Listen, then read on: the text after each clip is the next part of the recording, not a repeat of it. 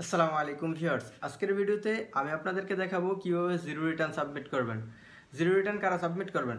যারা বেকার রয়েছেন, স্টুডেন্ট রয়েছেন এবং গৃহিণী রয়েছেন, প্রত্যেক অর্থ বছরে কিন্তু আপনাকে জিরো রিটার্ন অবশ্যই সাবমিট করতে হবে। তো আজকের ভিডিওতে আমি সম্পূর্ণভাবে ফ্রিতে কিভাবে জিরো রিটার্ন সাবমিট করতে হয় খুব সহজে সেই প্রসেসটা ক্লিয়ার করে দেব। তো চলুন কথা না বাড়িয়ে আজকের এই ভিডিও শুরু করা যাক। তো জিরো রিটার্ন কারা জমা দিবেন?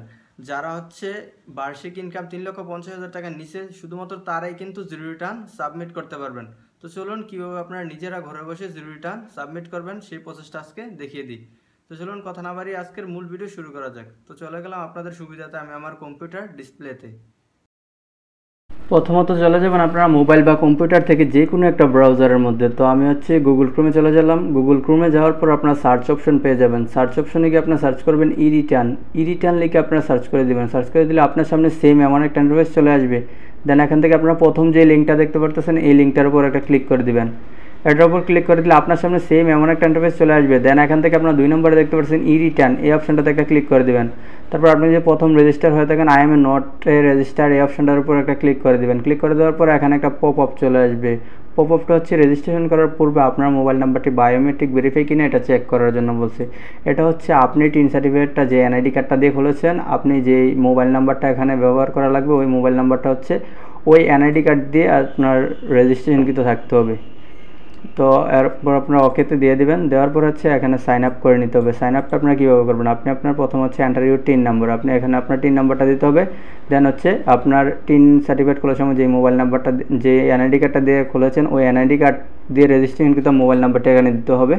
দেন হচ্ছে ক্যাপচার দিবেন। দেওয়ার পর হচ্ছে আপনার মোবাইল নাম্বার একটা ভেরিফিকেশন কোড যাবে, ওই কোডটা দিয়ে হচ্ছে পরবর্তী সাবমিট করলে হচ্ছে আপনার পাসওয়ার্ড দিবে। দেন এই পাসওয়ার্ড আপনারা সেট করে হচ্ছে সাইন আপে ক্লিক করে দেবেন। তো গত অর্থ বছরে হচ্ছে আমার জিরো রিটার্ন সাবমিট করা আছে একবার, এই জন্য আপনাকে সাইন আপটা দেখাতে পারছি না। সাইন আপটা খুবই ইজিলি আপনারা এটা নিজেরা করে নেবেন। তারপর হচ্ছে সাইন ইন যে বাটনটা দেখতে পাচ্ছেন এই সাইন ইন বাটনে ক্লিক করে দিলাম। তারপর হচ্ছে enter your TIN number then password দিয়ে আমি এখন রিটার্ন সাবমিট করব। তো হচ্ছে প্রথমত হচ্ছে আপনাকে টিন নাম্বারটি দিয়ে দিতে হবে। তো এখানে আমি হচ্ছে টিন নাম্বারটি দিয়ে দিলাম। দেন হচ্ছে এখানে হচ্ছে পাসওয়ার্ড দিতে হবে। দেন আমি হচ্ছে পাসওয়ার্ডটা দিয়ে নিলাম।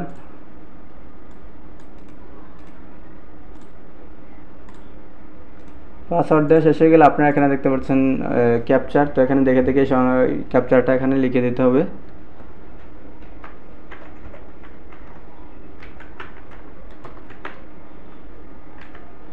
ক্যাপচার দেওয়া শেষ হয়ে গেলে আপনারা দেখতে পাচ্ছেন সাইন ইন যে বাটনটা, এই সাইন ইন বাটনে ক্লিক করে দেবেন। সাইন ইন বাটনে ক্লিক করে দিলে আপনার সামনে সেম এমন একটা ইন্টারফেস চলে আসবে। এখানে আপনার একটু ওয়েট করতে হবে।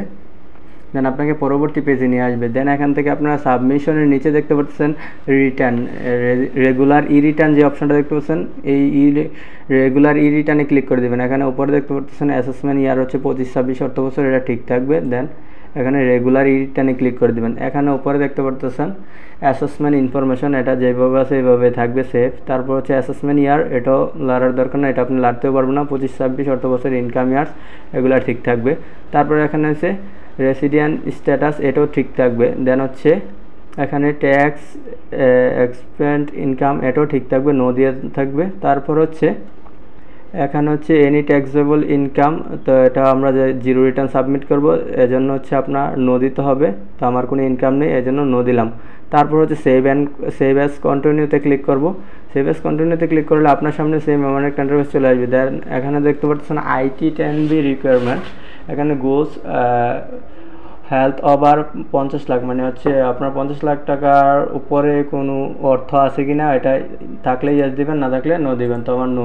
তারপর হচ্ছে অন মোটর কার, আপনার 2 চাকার গাড়ি বা 4 চাকার কোনো গাড়ি আছে কি না, এটা ইয়েস থাকলে ইয়েস দিবেন, না থাকলে নো দিবেন।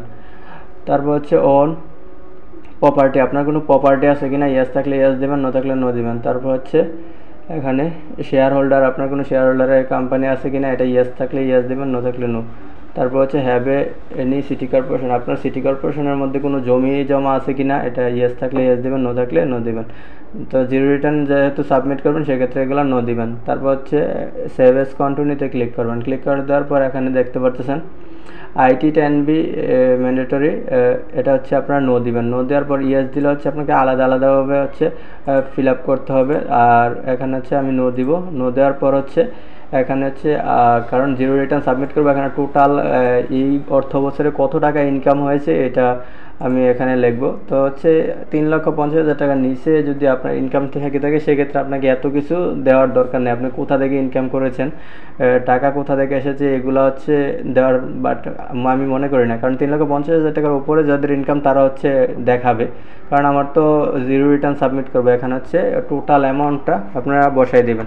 তো আমি অর্থ বছরে 72,000 টাকা ইনকাম করেছি, এটা দিলাম।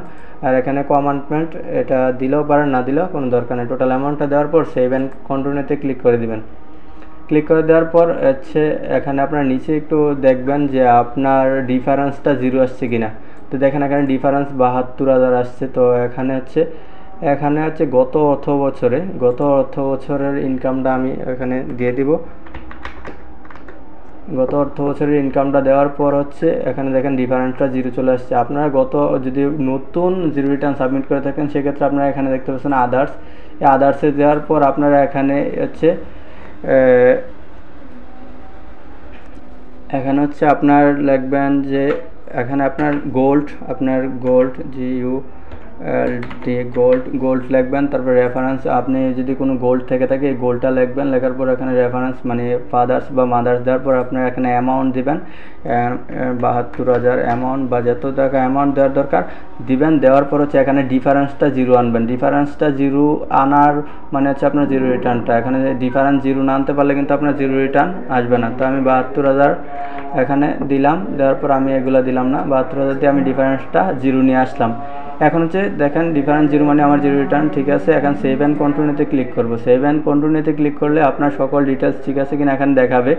জিরো রিটার্ন যেহেতু আমি সাবমিট করব আমার কোনো কিছু দেওয়ার দরকার নেই। দেন এখানে সেভ করব।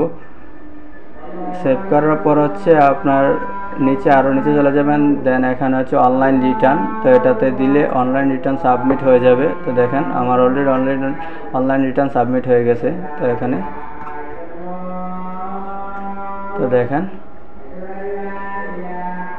তো সাবমিশন, এখানে দেখুন সাবমিশন রিটার্নে ক্লিক করলাম। তারপর হচ্ছে ইয়েস দিবেন। দেওয়ার পর হচ্ছে আমার 2025-26 অর্থ বছরে জিরো রিটার্ন সাবমিট হয়ে গেছে। আপনারা জিরো রিটার্ন সাবমিট করার ক্ষেত্রে আপনার ভয় পাওয়ার কোনো কিছু নেই, কারণ আপনার 3,50,000 টাকার নিচে ইনকাম রয়েছে। সেক্ষেত্রে হচ্ছে আপনারা নিজেরাই ডিফারেন্স জিরো আনবেন। দেন আপনার টোটাল অ্যামাউন্টটা কত টাকা ইনকাম ওইটা আপনারা দেখাবেন। দেখানোর পর হচ্ছে আপনারা ডিফারেন্স জিরো আনবেন। দেন কোনো সমস্যা হবে না আশা করি। বুঝতে পারছেন। বুঝতে অসুবিধা হলে অবশ্যই